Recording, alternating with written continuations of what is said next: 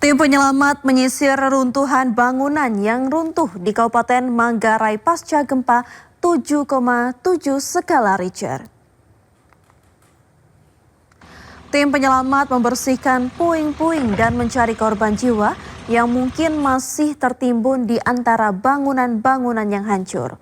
Lebih dari 4.500 rumah dilaporkan rusak dan sekitar 19.000 orang terpaksa mengungsi ke tempat penampungan sementara di seluruh Flores. Lebih dari 3.500 personel militer dan polisi dikerahkan untuk mendukung operasi penyelamatan dan pengiriman bantuan untuk korban.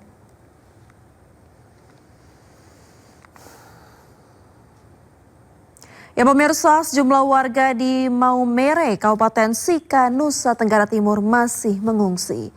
Mereka juga masih membutuhkan sejumlah bantuan dan berikut laporan dari Ahmad Muharlin bersama juru kamera Muhammad Hoirudin dari lokasi pengungsian Gor Samador, Maumere, Nusa Tenggara Timur.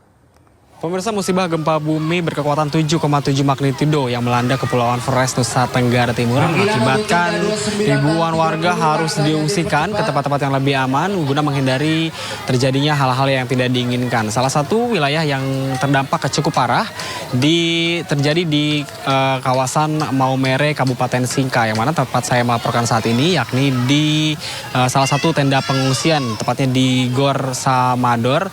Ada sebanyak 1.312 jiwa yang diungsikan ke tenda pengungsian ini.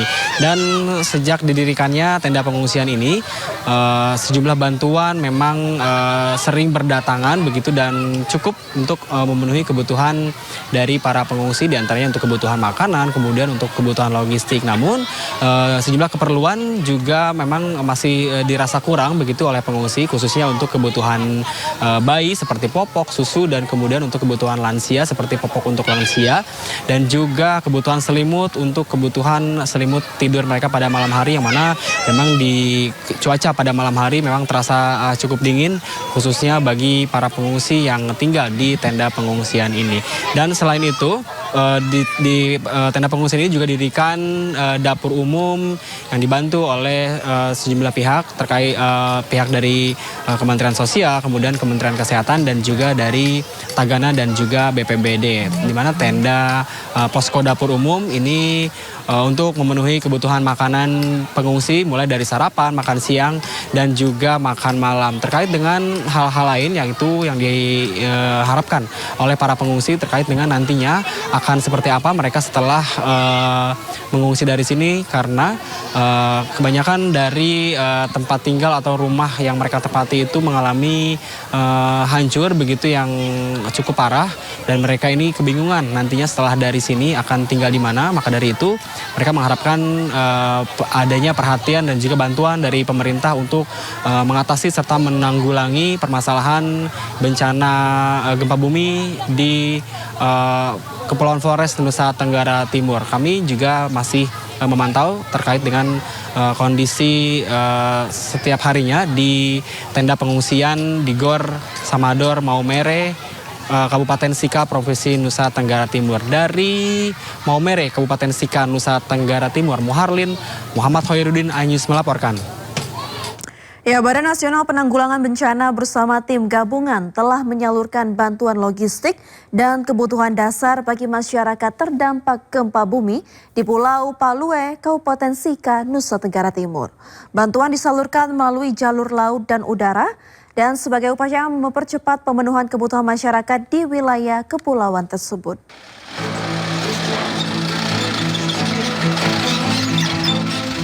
Feri KMP ILEAP yang membawa bantuan dari Badan Nasional Penanggulangan Bencana tiba di Pulau Palue, Kabupaten Sika, Nusa Tenggara Timur. Bantuan yang dikirimkan terdiri atas 150 unit tenda keluarga, 400 lembar matras, 6 unit genset beserta 6 jerigen BBM, masing-masing berkapasitas 20 liter. 10 box peralatan listrik, 600 paket sembako, 100 dus air minum, 1,6 ton beras untuk kebutuhan selama 1 minggu ke depan, 300 lembar selimut, 100 paket hygiene kits, 100 paket kidswear, serta 150 liter minyak goreng.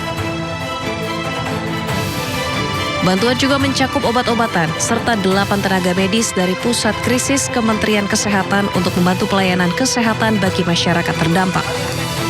Nantinya bantuan segera dikirimkan kepada warga terdampak dengan menempuh jalur darat yang cukup menantang lantaran kondisi jalan yang rusak pasca gempa magnitudo 7,7. Selain logistik, pemulihan infrastruktur kelistrikan juga terus dilakukan. Berdasarkan data PLN UP3 Flores bagian timur, dari 6 unit gardu yang terdampak, sebanyak 4 unit telah menyala, sementara 2 unit masih dalam kondisi padam.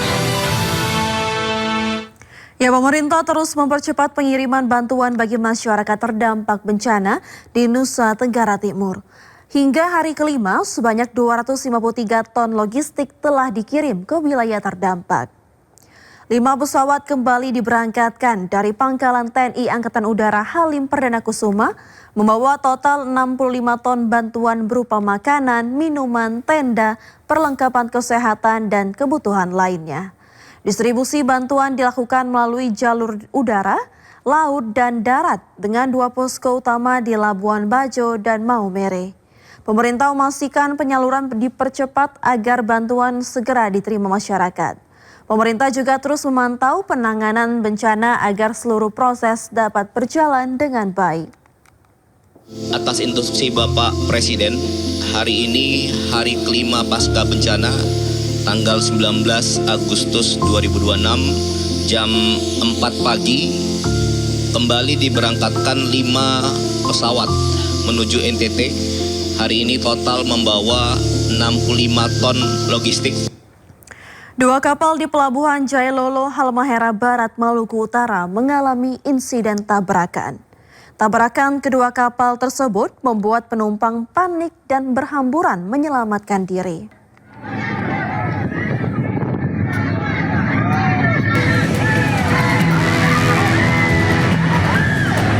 Para penumpang kapal lari berhamburan di atas dermaga untuk menjauh dari kecelakaan tabrakan kapal di Pelabuhan Jailolo, Halmahera Barat, Maluku Utara.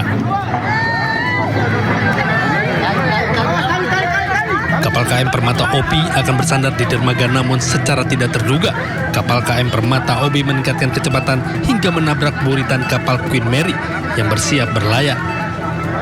Insiden itu membuat warga yang berada di atas dermaga pelabuhan maupun sejumlah penumpang yang berada di kapal panik dan berteriak histeris hingga suasana menjadi kepanikan. Kepala Kantor Unit Penyelenggara Pelabuhan Kelas 3 Jailolo, Rosihan Gamjim menyampaikan bahwa insiden itu disebabkan karena murni faktor cuaca. Sebelum tali tambaknya diikat di bolder, datang angin kencang dan tak terhindarkan lagi kejadian tubrukan itu terjadi antara kapal KM Permata Obi dan kapal Queen Mary yang sedang melaksanakan persiapan keberangkatan. Meski tidak menimbulkan korban, kerusakan besar dialami dan sejumlah kendaraan roda 2 milik penumpang mengalami rusak berat. Dari Ternate, Maluku Utara, Ismail Sangaji, Ainus melaporkan. Ya, tim gabungan BNN RI, Bea Cukai dan Polda Kepri berhasil menggagalkan penyelundupan narkotika cair dalam kapal MV Ocean Porter di perairan Kepri pada Senin 17 Agustus 2026. Operasi bersama ini mengerahkan dukungan kapal patroli BC 3005 dan BC 211, Kanwilsus BC Kepri serta K9 BC Batak. Modus operandi jaringan narkotika ini menggunakan identitas kapal yang dipalsukan dari MV Rainmaker menjadi kapal MV Ocean Porter berbendera Tanzania. Selanjutnya kapal tersebut ditarik ke Pelabuhan Pangkalan Bea Cukai Karimun untuk dilakukan pemeriksaan. Dari pemeriksaan ditemukan cairan diduga narkotika cair jenis methamphetamine dengan berat kurang lebih 2,6 ton yang disimpan di dalam 8 drum air dengan muatan 200 liter dan 1000 liter serta 157 box rokok ilegal dari China. Dari kapal ini 10 kru kapal yang seluruhnya warga negara Myanmar juga diamankan.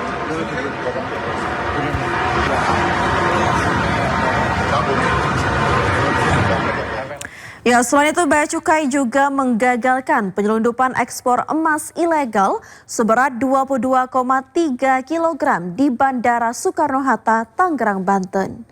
Penyelundupan emas tersebut dilakukan 2 warga negara asing asal China.